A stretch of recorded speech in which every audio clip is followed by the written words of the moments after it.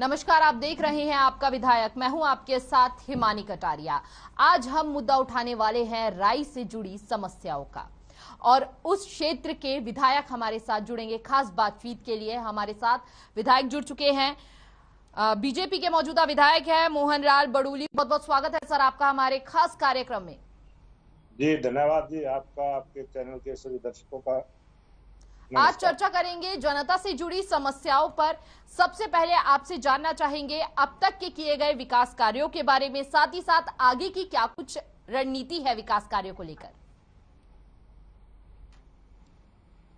ये राय विधानसभा का जी जो विकास के कार्यों की आपने चर्चा की है जी, यहाँ पर अभी 2 साल के अंदर तो सड़कें बनाने का काम, जो सिंगल रोड होता था उसको 18 फुट करने का काम किया है जी। लेकिन और यहाँ पर जी देखिए, आपने कहा कि सड़कों पर कार्य लगातार जारी है, लेकिन जब हम जीरो ग्राउंड की रिपोर्ट जानना चाहते हैं अपनी टीम से, तो लगातार यही समस्या आती है कि कई सड़कों पर गड्ढे हैं। ऐसे में बड़े हादसे होने की लगातार अंदेशा बना रहता है। उस पर क्या कहेंगे आप? ये सड़कें बनाने का काम मैं आपको बता रहा हूँ, और जो विपक्ष का व्यक्ति होता है वो तो खड्डे ही बताएगा जी।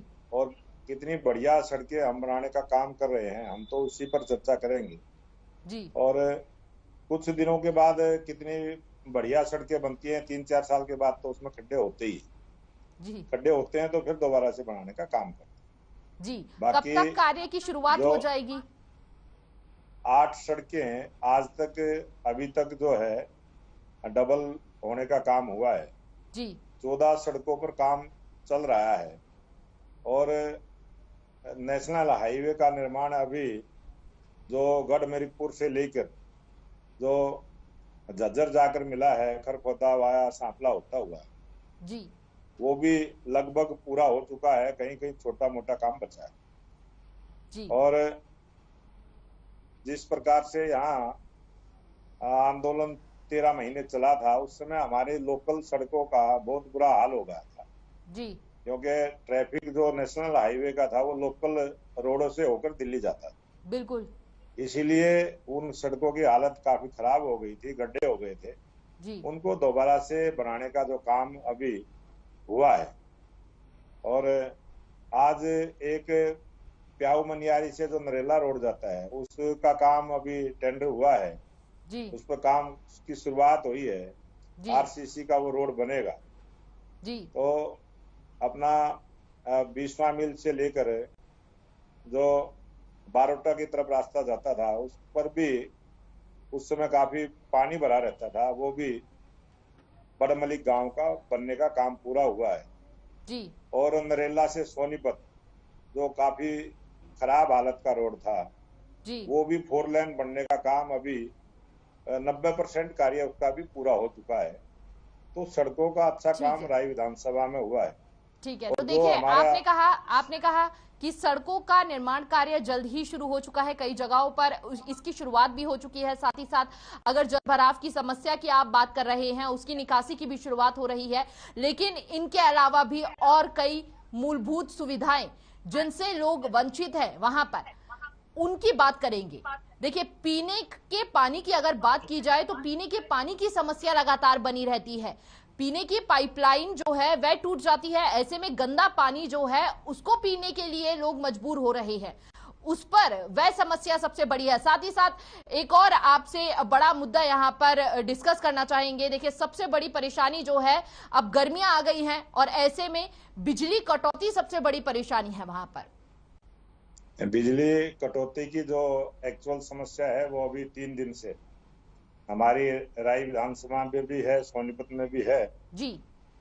और ये जिस कारण से है, अधिकारियों से बात हुई है, उसको दुरुस्त करवाने का काम करें जी।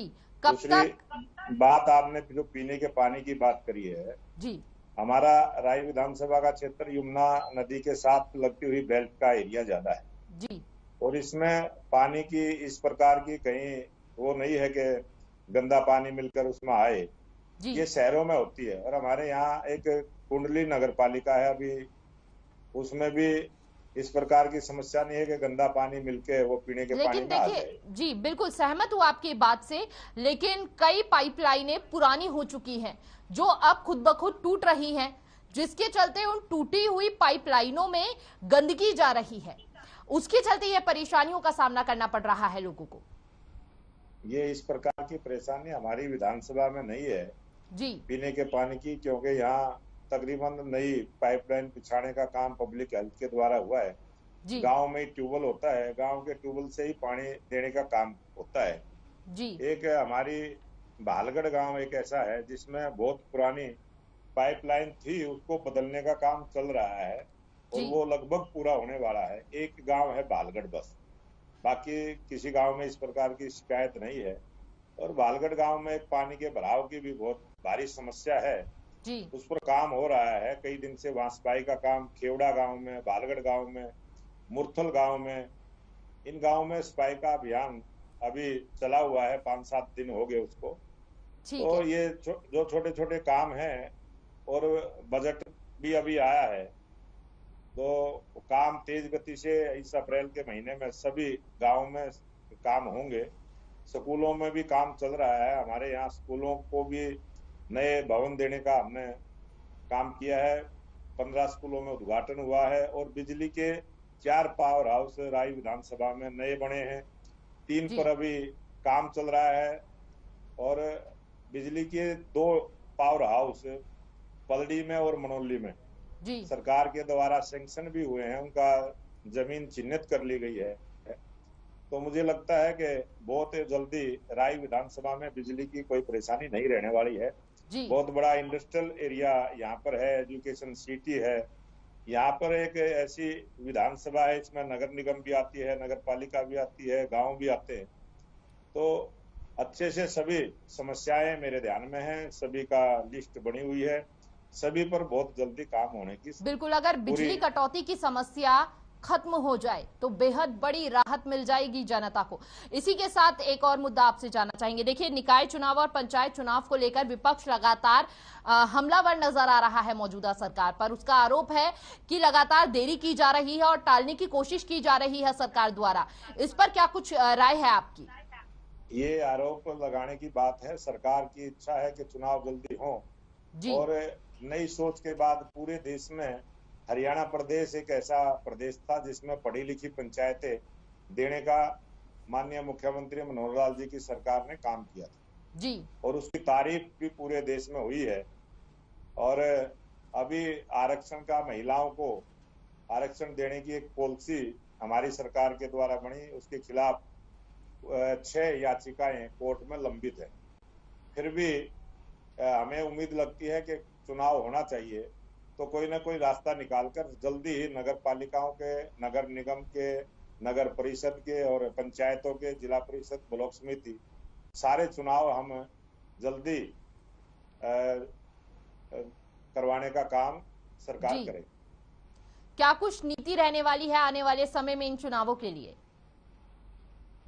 नीति हमारी यही है कि साफ सुथरे लोग जो इस प्रदेश को भ्रष्टाचार से मुक्त करना चाहते हैं, जी उनको लोग चुनकर भेजें। अच्छे लोगों की चुनाव में भागीदारी हो, उन्हीं को जिताने का काम करें और आदमी के विचार से उस जनप्रतिनिधि अपना चुनने का जनता काम करेगी। ऐसी हमें लगता है कि आज का युवा मतदाता बहुत जागरूक है। देखिए, लेकिन आपसे यहाँ पर मोहन लाल जी ये भी जानना चाहेंगे, लगातार महंगाई को लेकर आम जनता काफी त्रस्त है और साथ ही साथ विपक्ष लगातार हमलावर नजर आ रहा है।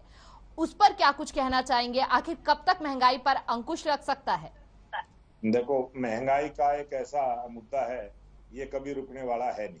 जी जब से हम पैदा हुए हैं उसी हिसाब से महंगाई बढ़ती है। और मैं एक आकलन आपके चैनल के माध्यम से देना चाहता हूँ कि 1970 में जो एक जेई की तनख्वाह उस समय मिलती थी, उस समय अगर आप आंकड़ा उठाकर देखेंगे, गूगल पर सारी चीजें उपलब्ध है, 5500 रुपए की तनख्वाह पर एक जेई नौकरी करता था। जी और आज वही जेई 55,000 रुपए की नौकरी करता है। तो जिस स्पीड से तनख्वाहें बढ़ती हैं, और एक महंगाई का भी अपना आंकड़ा है कि वो समय के अनुसार थोड़ा बढ़ता रहता है। जी। सभी चीजों के रेट बढ़ते हैं और महंगाई हर चीज की बढ़ती है। कुछ चीजों में महंगाई ज्यादा बढ़ी है, जैसे अभी स्टील के बारे में मैं बात करूं, वो बड़ा चिंता का विषय है। स्टील बहुत एकदम से उछाल में आई है, वो महंगाई है, सरकार का ध्यान उस तरफ है और कोई ना कोई नीति और पॉलिसी बनाकर हम महंगाई बगैर तरीके के ना बढ़े, एक सिस्टम से जो एक बढ़ती है उसी रेशो में बढ़ती रहे तो किसी को तकलीफ नहीं होती लेकिन ये महंगाई कहीं सरकार को खामियाजा ना भुगतना पड़ जाए। ये एक ऐसी सरकार आज देश में भी और प्रदेश में है। माननीय देश के लोकप्रिय प्रधानमंत्री नरेंद्र मोदी जी की जो टीम है, जो सरकार है, वो हर चीज पर नजर रखती है और ये थोड़ा सा जो उछाल अभी आया है, कुछ अंतर्राष्ट्रीय स्तर पर भी कोई हालात ऐसे बनते हैं जी, वो सबके ध्यान में भी है। तो ये महंगाई जो एकदम से उछाल खाई है, ये परमानेंट नहीं है, अस्थायी रूप से ये थोड़े समय के लिए है और ये अपने आप कंट्रोल में करेंगे। सरकार का पूरा ध्यान इस तरफ। जी, बहुत बहुत शुक्रिया आपका हमारे साथ खास बातचीत के लिए अपना कीमती समय निकालकर इन तमाम मुद्दों पर चर्चा करने के लिए बहुत बहुत शुक्रिया आपका। धन्यवाद। फिलहाल आपके विधायक में बस इतना ही।